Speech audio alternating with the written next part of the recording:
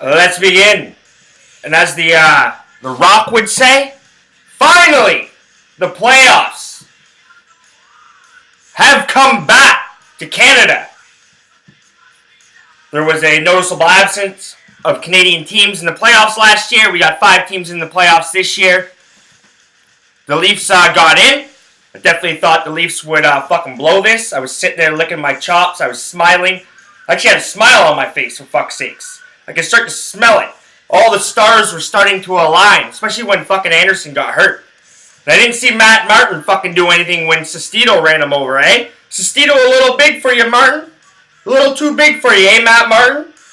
You like to pick on the little guys, but you won't go touch Tom Sestito now, will you? Yeah, I didn't think so. But the Leafs snuck in. Somehow they fucking got in. Broken clock's right twice a day. Blind squirrel finds a nut every once in a while. So the Leafs got in. The playoffs are here. They're upon us Wednesday night. But we're here to talk about tonight. This is my sports plays for April 10th.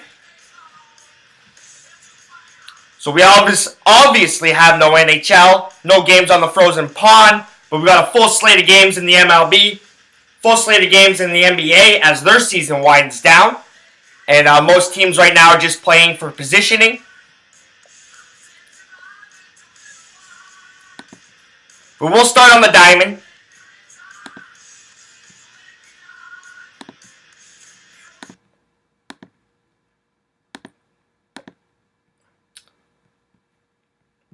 So let me pull up all my, let's pull up some action here to see what I got going. So we had some early games kicking off today.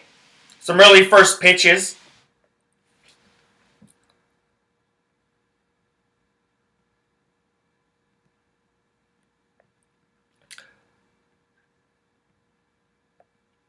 But I'm more focused on this evening's games. Now the Cincinnati Reds, they're in Pittsburgh to take on the Pirates. Tyler Glasnow's on the mound for the Pirates. Finnegan takes the ball for the Reds. Now Finnegan had his first outing was quite solid, but I don't think that's going to continue. He's quite erratic, very inconsistent. Glasnow's just a fucking gas can. Young, got some potential, but a gas can. One of those pitchers that thrives at AAA, but just can't quite break into the majors yet. Pirates right now are minus 130 home favorites. Total in this game is 8.5 runs. I like the over 8.5. I like the over the total. Cincinnati Reds offense is hot. Pittsburgh Pirates, they can put up some runs. Two very inconsistent pitchers. Basically 2 gas cans on the mound. I like the over 8.5 in the Reds Pittsburgh Pirates game. Now the St. Louis Cardinals, who aren't your father's St. Louis Cardinals these days, kind of struggling. Still got to find out who the Cardinals are. Got a bunch of pieces that can kind of go in and out of the lineup, especially on the infield. But Adam Wainwright, he takes the ball for the Cardinals. They're in Washington. Take on the Nationals. Tanner Roark, one of my favorite pitchers. Tried to snag him in fantasy baseball. Didn't quite happen. Solid young pitcher. Throws heat. He takes the ball for the Nationals. Nationals are minus 125 on the money line. Total in this game is 8.5 runs. I like the Washington Nationals tonight. I think Bryce Harper and the offense goes off. I wouldn't be shocked if this game goes over. I look for Tanner Roark to go 6-7 innings, maybe give up 2 or 3 runs. But I look for the Nationals to jump all over Adam Wainwright. He's just not the old Adam Wainwright. Now in the NBA, we'll move over to the hard court. Handful of games I like. The Brooklyn Nets, they're in Boston to take on the Celtics. Now the Celtics, they can leapfrog actually, what is it? No, the Cavaliers could have fucking hopped over the the Celtics tonight. But the Celtics Cavaliers, they're like, game and a half fucking difference. They're going to go right down to the wire to see what it is. I wouldn't be shocked if Boston comes out and plays well. They want to win the conference. You know, why not? Why not put a fucking banner up? Boston wasn't even supposed to be in this position yet. So I look for the Celtics to come out, play tough tonight, play hard. I wouldn't be shocked if they fucking blow out the fucking Brooklyn Nets and cover the 10.5 points. They're 10.5 point home favorites. Total's 222.5, but I like the over.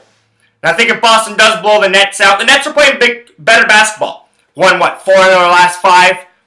I look for the Nets to easily soar over the 100-point mark. I look for Boston to put up about 120 themselves.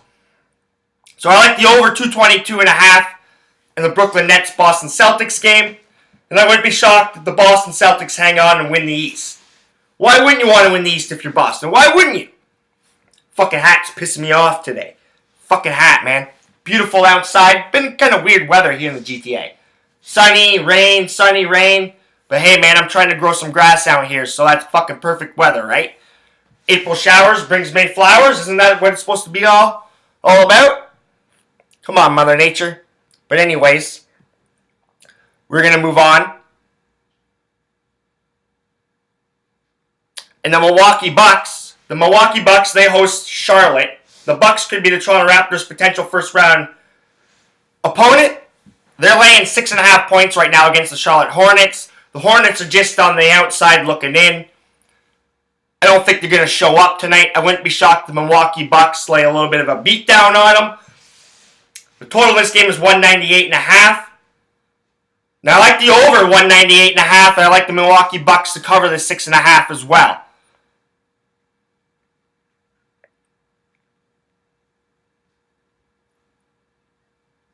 And in some late night action on the hard court, the Utah Jazz, they're in Golden State to take on the Warriors. The Warriors are red hot. Kevin Durant's back on the court. They're laying 10.5 points at home. Total in this game is 205. I like the Warriors to cover the 10.5, and I like the over 205 as well. The overs have been cashing in Utah Jazz road games. The Utah Jazz know who they are. They're in the playoffs. They really don't have a whole lot to play for. The Warriors, on the other hand, they want to go in on a big-time fucking roll. They got KD back in the lineup. So I look for the Warriors to show up and beat down the Utah Jazz tonight, cover the 10.5. Total goes over 205 because the Jazz show up a little bit because that's who the Jazz are. They got to play hard still. Much like the Toronto Raptors in the East.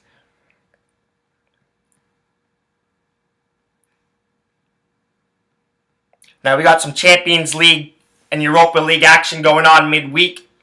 Now I got to work, so I won't be able to watch much of the action, but I'll get my plays out.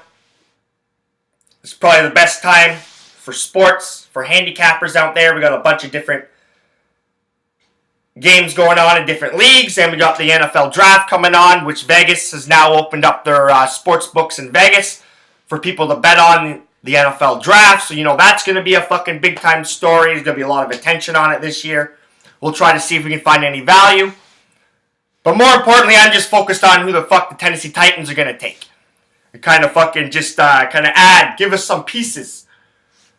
We need a wide receiver. We need some fucking defensive backs. A little bit of help on the defensive end.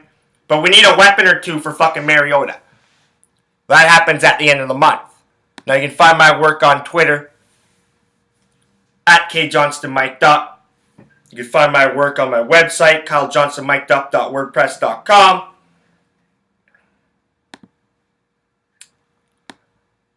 And remember, if you're not laying money down the table, you're not winning.